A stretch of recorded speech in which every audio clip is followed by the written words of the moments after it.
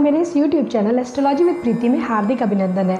मित्रों, हम अपनी कई दिनों से चली आ रही श्रृंखला को आज आगे बढ़ाते हैं और इस श्रृंखला के क्रम में हम बता दें कि आज हम बृहस्पति ग्रह के विषय में बात करेंगे कि कैसे बिना कुंडली के हम जाने कि हमारा बृहस्पति ग्रह जो है वो हमारी कुंडली में कमज़ोर है और हमारे जीवन में भी वो कम प्रभाव दे रहा है।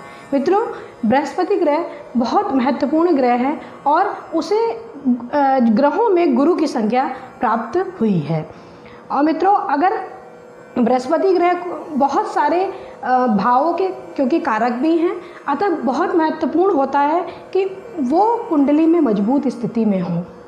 तो मित्रों, बिना कुंडली के हम कुछ ऐसे लक्षण हैं जिससे ये जान सकते हैं कि बृहस्पति ग्रह हमारी कुंडली में कमज़ोर प्रभाव दे रहे हैं।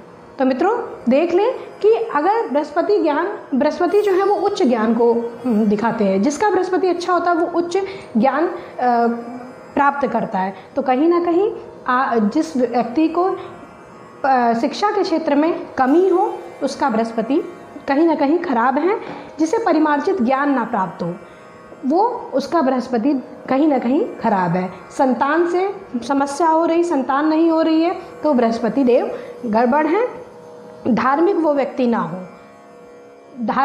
धार्मिकता क्योंकि कहीं ना कहीं जो गुरु ग्रह है वो धर्म को प्रदर्शित करते हैं, तो वो व्यक्ति धार्मिक नहीं होगा जिसका गुरु ग्रह कमज़ोर होगा। ईश्वर के प्रति उसकी निष्ठा नहीं होगी। और जिसे महिलाओं की कुंडली में पति को डिनोट करते हैं, तो पति से शादी ना होना, शादी में विघ्न पड़ना कहीं ना कहीं गुरु ग्रह को कमज़ोर बताता है। सम्मान ना प्राप्त होना, उस व्यक्ति के अंदर दया की भावना ना होना, आदर उस व्यक्ति को ना मिलना, कहीं पर भी अपने बड़े भाई से संबंध अच्छे ना होना और भाग्य का साथ ना मिलना, धर्म का साथ उसको ना देना, कि धर्म के साथ ना रहना, अपने धर्म की हमेशा कमी निकालना, ये बृहस्पति देव को बताता है कि कमज़ोर कहीं ना कहीं है।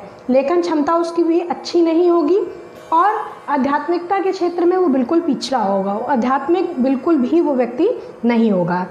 उसमें धैर्य की कहते हैं धैर्य की कमी रहेगी और कहीं ना कहीं उसे धार्मिक पुस्तकों से भी कोई चीज़ अच्छी नहीं लगेगी, धार्मिक पुस्तकें पढ़ना भी अच्छा नहीं लगेगा। सुख और समृद्धि, बचत वो नहीं कर पाएगा, सुख और समृद्धि की कमी रहेगी। पीला रंग उसे पसंद नहीं होगा, स्पष्ट वाणी नहीं होगी और कहीं ना कहीं जहाँ पर जैसे सट्टा बाजारों या इंश्योरेंस कंपनी में उसे हमेशा कहीं ना कहीं हानि की ही संभावना रहेगी। तीर्थ यात्रा पर वो व्यक्ति जल्दी ना निकल पाए। जिस व्यक्ति का मंदिर के सामने सर ना झुके तो कहीं ना कहीं बृहस्पति देव कमज़ोर उस व्यक्ति की कुंडली में जरूर होंगे, क्योंकि पूर्व जन्म के कर्म दिखाते हैं। पूर्व जन्म के कर्म जिसके अच्छे नहीं होंगे और जो इस समय दुखी अवस्था में होगा वो कहीं ना कहीं उसका कुंडली में बृहस्पति ग्रह कमज़ोर है। तो मित्रों, ये कुछ लक्षण थे जिससे हम ये पता कर सकते हैं कि हमारी कुंडली में बृहस्पति ग्रह जो है वो कमज़ोर है। तो उन्हें हम कैसे सही करें, इनके उपाय देखिए। बृहस्पति ग्रह को सही करने में पहले तो इनका एक बीज मंत्र है, ओम ब्रह्म बृहस्पतये नमः। इसका 108 बार आप जाप कर सकते हैं। साथ ही आप बृहस्पतिवार का व्रत कर सकते हैं, 16 बृहस्पतिवार का व्रत करिए और हल्दी जल में डालकर आप केले की जड़ में डाल सकते हैं, ये भी बहुत अच्छा उपाय है।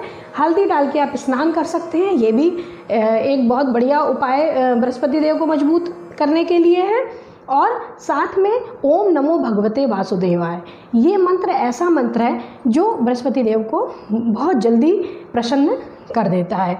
तो ये कुछ ऐसे उपाय हैं जिनके द्वारा आप बृहस्पति ग्रह, अगर आपकी कुंडली के बिना अगर आपको लगे कि कमज़ोर ऐसा लग रहा है, मुझे ये चीज़ें नहीं मिल रही हैं, तो आप कर सकते हैं।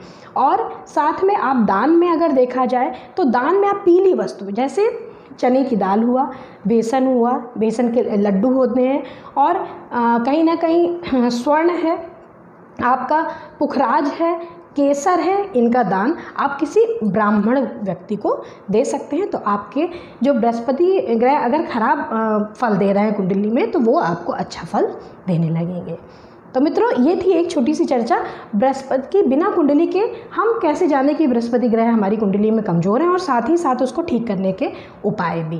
तो अगले एपिसोड में हम लेकर आएंगे अगले ग्रह के विषय में चर्चा कि बिना कुंडली के हम कैसे जाने कि वो ग्रह, उस ग्रह को हम कैसे, वो ग्रह हमारे कुंडली में खराब प्रभाव दे रहा है और साथ ही उसको ठीक करने के उपाय।